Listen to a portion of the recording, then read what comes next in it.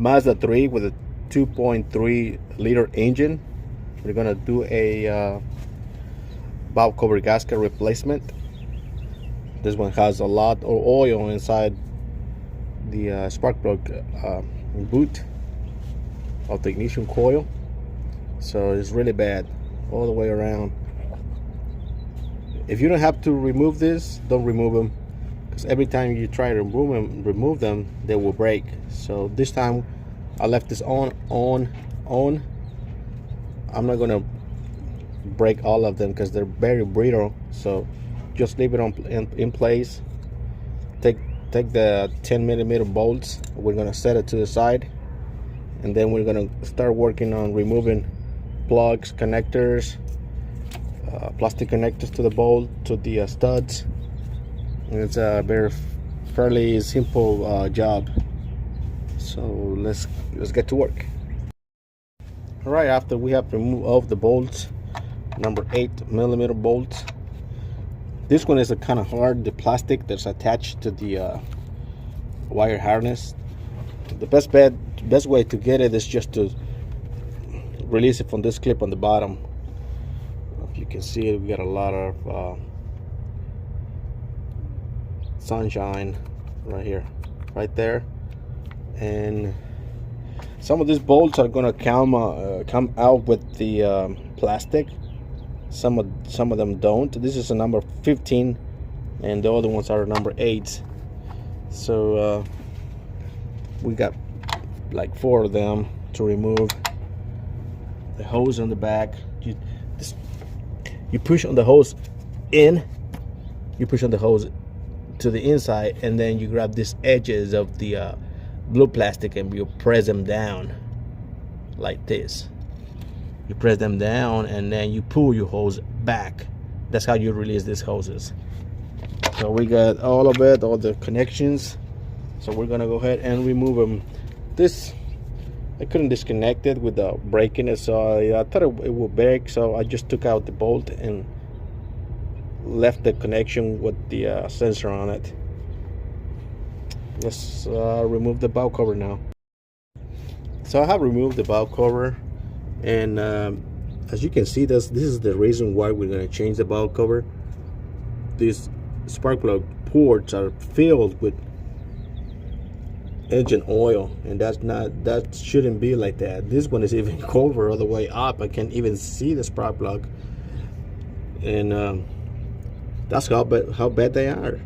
They're really bad. So if you have probably misfires as well. This one didn't have any misfires, but surprisingly, most of the vehicles have misfires due to ground with oil to the engine cylinder head.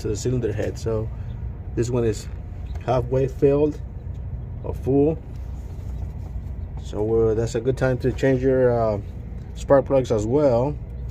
Now that you're gonna have new valve cover gasket.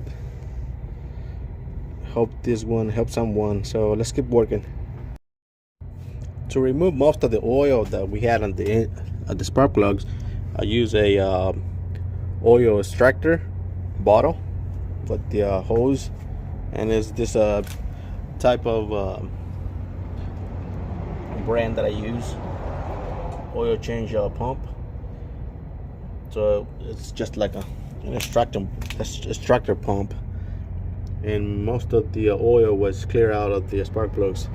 That way we don't have that much smoke when we start the vehicle, but you won't be able to remove all of it, but most of it. You can do it. You can just get the spark plugs out of there and let the oil drain into your engine. You're just gonna have lots of blue smoke coming out of your tailpipe. So it's just it just depends how you want to do it. If you had the means to remove the oil before loosening up the spark plugs. So I have already removed all the spark plugs. So far just one. The one on cylinder number 1 looks bad. It had a crust on it. So it's a good thing to change your spark plugs at this time when you're doing your valve cover gasket if you haven't replaced it in for a while. So if they're fairly new, just leave it there. These 3 spark plugs, they look nice. They all look good, except for this one, number 1. I got my new ones here, so I'm gonna install it back into it. All you need is a spark plug socket. It's a 5/8 with an extension. Don't over tie them, just tie them snug, not too crazy, not so crazy, okay? So not too tight. For our next step, to install back the valve cover gasket with the new valve cover gasket, we're gonna clean all our mating areas. We want them out of any dust, any oil. Let's clean it up real good. That way we have less chances of a premature oil leak from the valve cover gasket. And we're gonna have to remove our old one from the valve cover to place the new one in. Okay, to remove your old valve cover gasket, you're gonna have to use a pick, and you gotta be gentle on the whatever you see a bigger space. You're gonna stick your pick and try to push it up, pull it up, and the corners for the big one. This is gonna remove already, and you're gonna remove this one right here. Up always. Try not to break your plastic cover, because these are very brittle. They are hard plastic, and they have been under a lot of stress, a lot of heat, so they're very brittle. Be careful. Remove your old gaskets, and the same way you remove them, you're gonna put them back on your cover. Also, on the mating edges where the timing cover meets the cylinder head, like right here, put a little bit of silicone. Also on this corner over here, put silicone, just a little bit, so that way, because those parts tend to be uneven, so it's more likely to for oil leaks. So as a precaution, just put a little bit of silicone in there. Now that I have cleaned my surface, make sure it's very clean. I'm going to put some silicone here and some silicone over there on the other corner. I already have my gasket in place. So now we're going to proceed to install it. But before, we're going to put some silicone in there. After we have tightened all bolts on the valve cover, they go to 8 foot-pounds. If you do it by hand, just try to go snug, not too much force on it. On the one that the clip broke, I just put a small wire in it, that way to hold it in place, not to come off while the engine is running or vibration.